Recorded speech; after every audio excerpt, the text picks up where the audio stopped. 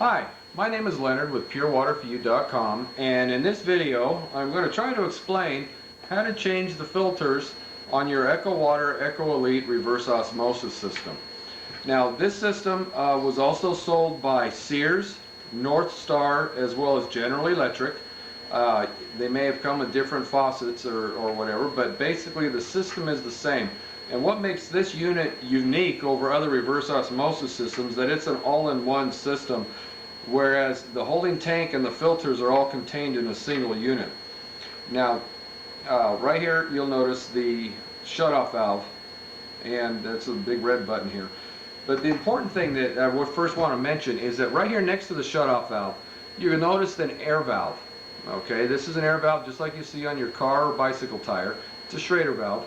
And the one thing I want to stress right off the bat is do not ever put a tire pump to this valve and pump air into the system. That is not how this system works. I'll explain this in just a little bit, but it's an important thing, but do not ever pump air into this. It's not how this thing works. First I'm going to explain how to replace the outside post filter. What you want, this is real simple, and what you want to do first is just get your shutoff valve and turn it off and open your faucet to relieve the water pressure. And all you do is just unscrew the filter, remove your old filter, and what you want to do is just unscrew the fittings from each end. You just unscrew and get your new filter and screw your fitting into it. Make sure you put Teflon tape on there. Screw the fitting into it, reinstall it. Make sure you follow the arrow direction. You'll see there's an arrow on here that says the flow direction, and so you want to make sure that that's correct. Replace the filter back in and reconnect your water line. Open your shutoff valve and your post filter is replaced. One thing I want to note on this post filter is that there are some of them out there, I believe it was GE mostly, that sold their systems with these fittings here that are not removable. In other words, they're molded right onto the filter itself. And if that's the case, all you need to do is when you order filters from us, our filters come with the threaded fittings. And we do have the fittings right on the same web page that you just order the fittings and you screw right on and you're all set and ready to go.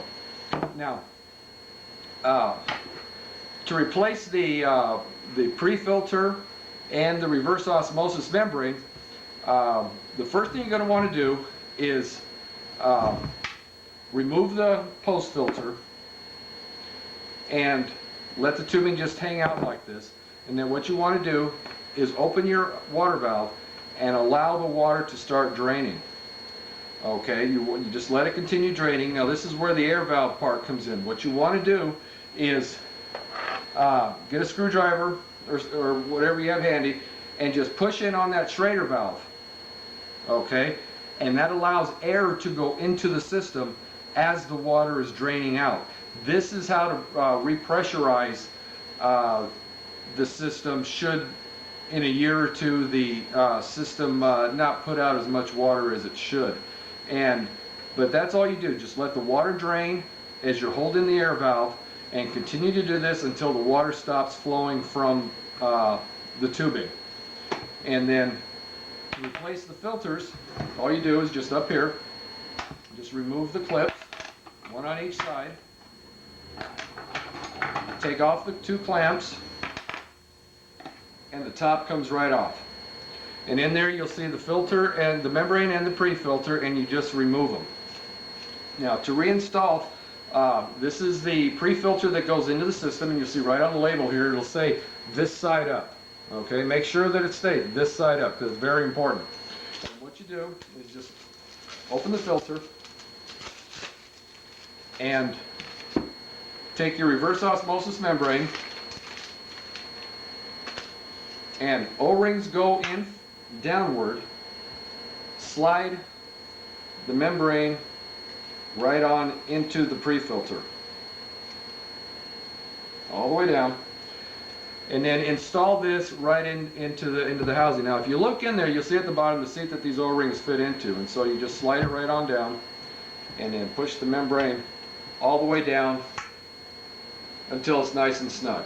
Now we use GE Osmotics membranes as the replacement, and some people have noticed that they're a little bit narrower in length than, or shorter in length than the original ones. That doesn't matter. Just as long as it seats in tight in this pre-filter, that creates the brine seal that forces the water to go through the membrane and gives you good clean water. So that's all that matters. Like I say, it's only about a 1/4 inch difference in the length, and that makes no difference at all. Once you do this, then all you do is just put the cap back on. Take your 2 clamps, one on each side. Easier said than done, I know. Put these back on until it fits snug, and then take your 2 clips, I want to be a little tough here today.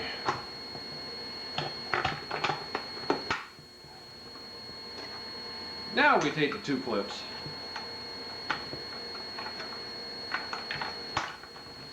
one on each side, and you're done. Now the only other thing that you need to do is, you'll notice with the reverse osmosis membrane, it comes with a flow restrictor. I don't know how well you can see that on there, but it's just a capillary flow restrictor. And all you do is come to this connection right here that's marked drain and remove the tubing and unscrew it here, and you will see a flow restrictor sitting in there. And what you want to do is remove the old flow restrictor, insert the new one right into the tubing, and then reinstall. Now the only thing left to do is turn the water supply back onto your system, and you'll notice the bag that the membrane comes in, it says caution, contains preservative solution, please rinse under pressure for 2 hours. Now what this means is that after your system is installed and you turn the water supply back onto the unit, what you want to do is to open the faucet, the product water for the reverse osmosis system, and just let it drip for about 2 hours. The preservative that's on the membrane is a food grade preservative, so it's not going to hurt you.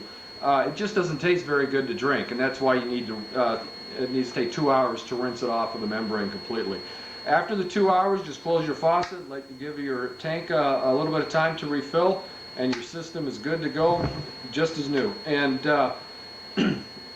like I said, it's really simple. A lot of people look at these and say, gee, it looks complicated, how can I change filters myself? It is really, really simple with these systems to do it yourself and save a lot of money.